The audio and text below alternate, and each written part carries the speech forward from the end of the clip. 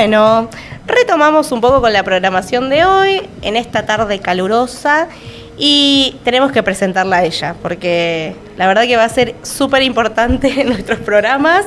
Pero bueno, te dejo a vos, Ale, que puedas presentarla. Bueno, ella es especial, aparte yo la quiero mucho, ¿qué voy a decir? O sea, tengo que ser sincera con el público. Bueno, bienvenida, Ana. Bueno, muchísimas gracias, que no se note que somos amigas. Bueno, mi nombre es Ana, soy aún estudiante de la licenciatura de Psicología, pero bueno, hasta el martes, que ya me toca defender la tesis, así que estamos ahí. Felicitaciones. Sí. Gracias. Y hoy lo que vengo a presentarles, como ya les adelantó un poco Abby, es una columna de efemérides. La idea es traer fechas que son importantes y que muchas veces pasan desapercibido, que no son cualquier fecha, y que también nos ayudan a entender cómo vivimos y cómo transitamos la vida. Bien. Y que a veces incluso nos enteramos cuando ya pasó, o por alguna red social, o por cuestiones que por suerte hoy se empiezan a instaurar en los colegios, pero la idea es que traigamos al día a día estas fechas que realmente necesitamos prestarle atención. La visibilidad que no tienen. Sí, completamente. Bueno, ¿qué nos trajiste hoy? Bueno, son 3 fechas. El 2 de abril, que fue el Día Mundial de la Concientización sobre el Autismo. El 7 de abril, que es el Día de la Salud. Y el 11 de abril, hoy, que es el Día del Parkinson. Bien. ¿Qué tenemos sobre el 2 de abril? Bien, primero empezar a comprender qué es el autismo. Comprender que el autismo no es una enfermedad, es una condición del neurodesarrollo, es un cerebro que percibe la información de manera distinta, que la procesa de manera distinta, que se comunica con un otro y con este mundo de una manera distinta, y por eso es importante hablar de la neurodiversidad. Es importante entender que no todos pensamos, nos comunicamos o sentimos de la misma manera y que eso es la real diversidad, ¿no? Uh-huh. Y en este sentido, empezar a entenderlo también nos ayuda a comprender cuestiones que, por suerte, el día de hoy ya se empiezan a charlar. Bien, perdón. Se empiezan a charlar, ¿no? Que se empieza a visibilizar y entender este día o traerlo a la agenda del hoy, un poco nos ayuda a romper con estos prejuicios, a generar nueva información y entender que muchas veces las dificultades no vienen de la misma condición, sino que vienen de un entorno y de una sociedad que pone barreras. Sí, también un poco visibilizar que en la zona tenemos la organización Fundación Lazos Azules, que está dirigida y justamente conformada por padres con niños con diagnóstico de autismo, y que justamente lo que hacen también es empezar a concientizar a la comunidad a través de distintas formas sobre esta neurodiversidad y cómo en realidad involucrarnos y acercarnos en vez de limitar y alejar, o en lo que se creía hasta hace pocos años, el miedo de, bueno, ¿cómo hago para interactuar? Porque hasta inclusive esa mirada de rareza o de desprecio que aparecía en muchas partes, inclusive en el área educacional, como que sigue siendo a veces muy difícil todavía pensar en niños con autismo dentro de el sistema educacional, porque la misma población a veces genera la diferencia y el rechazo. Así que está bueno empezar a visibilizar estas cosas. Sí, y esto de, bueno, un concepto que integración versus inclusión, que la inclusión es el verdadero redundante de lo que voy a decirle, pero la verdadera inclusión. Bueno, sí, lo tengo integrado en el aula, pero hay otras cuestiones que se ponen en juego y realmente hay una inclusión. Exacto. Y este tema es sumamente importante y que necesita ser visible. Hasta antes del 2021, 1 de cada 39 chicos pertenecía al espectro autista. Hoy 1 dentro de los 27 en la última encuesta. Entonces tenemos muchos niños que están dentro del espectro autista y es importante que podamos aprender a interactuar, a poder integrarlos, a poder que ellos formen parte también de la sociedad, formen parte de lo que somos, de lo que se vive de manera diaria. También otra sociedad, una asociación que es también importante a nivel argentino es Panacea, que también presenta cursos a padres que son gratuitos, tienen páginas, así que la sociedad sepa que no está sola en esto, que hay apoyo. y entender que la inclusión no es solamente para dentro del aula o para niños en el transitar académico o escolar, sino que hoy por hoy también se está hablando de inclusión en otros espacios mucho más amplios. Esto de poder sentarme en un restaurante y poder tener una carta adaptada para poder también elegir y poder comunicar lo que deseo, lo que me pasa. Las cadenas grandes de supermercado teniendo la hora de silencio o de sin luces fuertes para poder permitir también la experiencia a poder acercarse a esos espacios donde antes no se pensaba realmente en inclusión. Justamente ese era un ejemplo que les iba a traer, la hora silenciosa. ¿Alguno transitó por el supermercado en la hora silenciosa? Sí. Es un placer. Sí, sí, sí. O sea, la luz bajita, no hay música, qué lindo. O sea, iría a comprar. Y que el carrito no rechine porque te saca toda la paz mental que tenés en ese horario.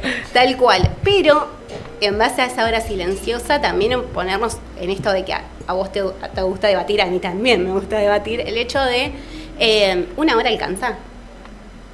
Si ahora estamos hablando, o nombramos en todos los ejemplos, muchas infancias.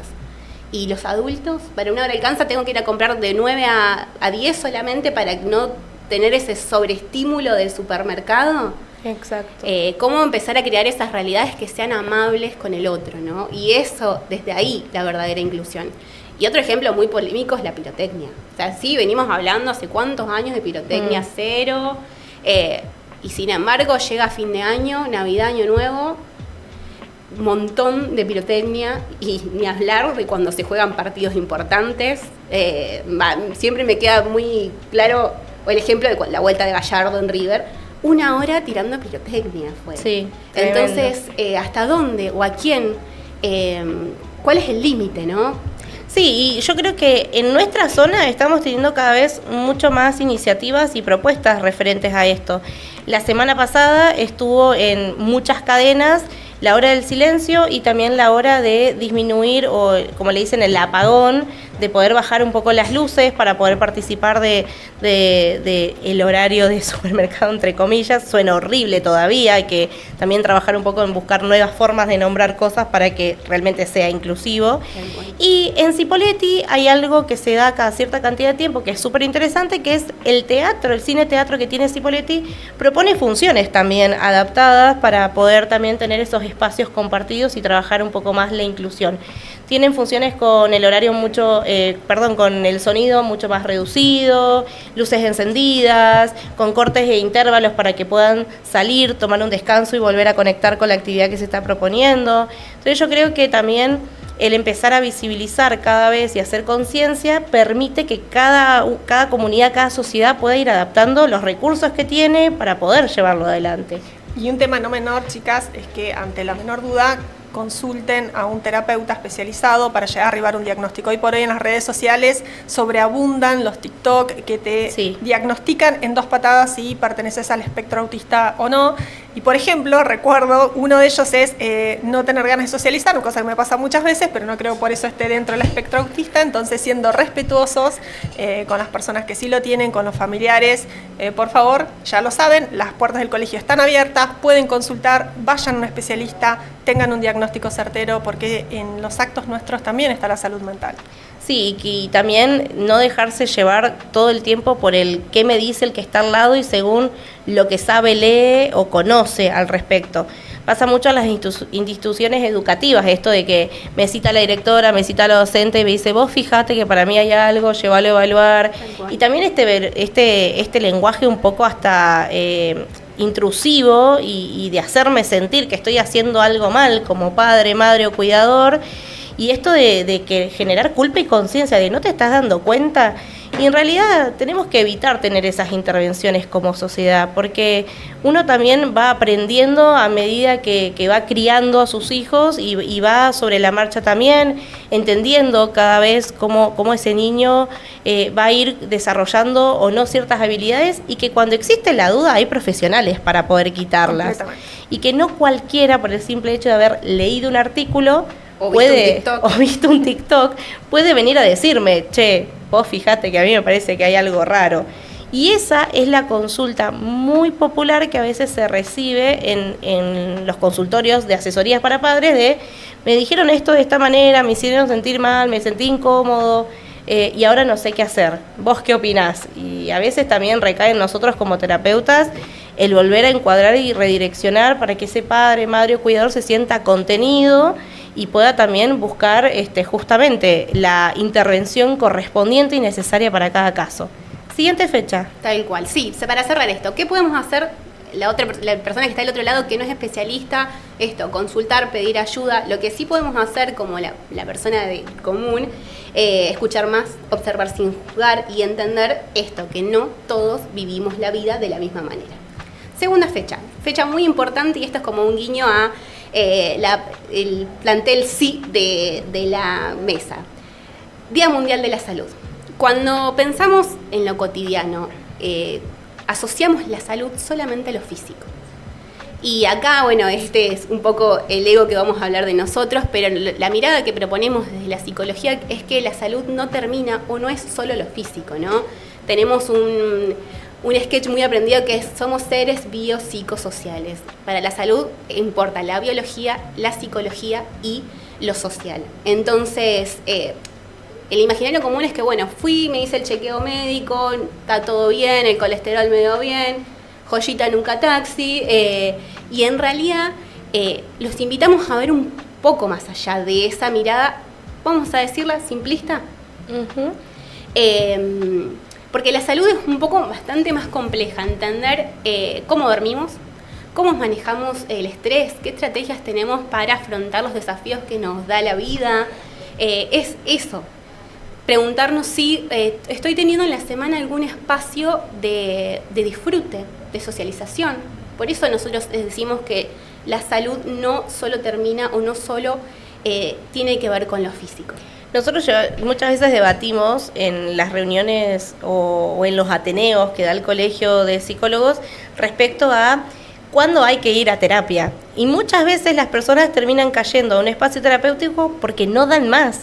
Y porque el denominador común del pensamiento es: yo me siento bien, no necesito un terapeuta. Y tal vez hay un montón de cosas que tenemos automatizadas o seteadas como bien, como lo soporto, como que todavía puedo un poco más. Y a veces llevar esas cosas que creemos que podemos tolerar a un espacio de terapia también es cuidar nuestra salud y prevenir. Entonces también pensar en esto, en que no siempre necesito sentirme mal o desbordado para contar con un espacio de intervención. De cualquier área, y esto se puede trasladar hasta la médica. No necesito que se me esté cayendo el pie para decir, che, me parece que me pasa algo. La salud mental también requiere un poco de esa responsabilidad y decir, bueno, voy, hago un par de consultas, veo si realmente alguien que está capacitado en el área cree que realmente está todo bien, me saco un poco la espinita de la duda. Y a veces, dentro de esos espacios de querer probar, terminan surgiendo un montón de cosas que terminan siendo re importantes y sanadoras para las personas en el espacio. La semana antepasada tenía como una consulta particular y una persona dentro de esa reunión me dice: es que yo me siento re bien, yo tuve una vida re feliz, yo no lo necesito. Entonces yo le dije, bueno, estaría bueno que tal vez lleves ese planteo a un espacio para ver qué pasa con esa sensación y percepción que tenés. No siempre la percepción de que está todo bien implica que nada se esconda debajo de la alfombra. Entonces está bueno también pensar desde ese lugar. Sí, esto de estamos cansados, estamos irritados, hay un montón de alertas previas a que pasen estas cosas, a desbordarme, que también son señales. Es que pensar un poco también que la vida tiene desafíos y que no es esa felicidad constante que traemos por ahí culturalmente de que vale la pena si siempre son momentos gratos y felices, sino también la psicoterapia es un espacio donde se pueden adquirir habilidades para poder surfear esos momentos que tenemos en el diario. ¿Quién no se pelea con su pareja? ¿Quién no tiene una discusión con los hijos? También es acercar una psicología más a la vida cotidiana, ¿no?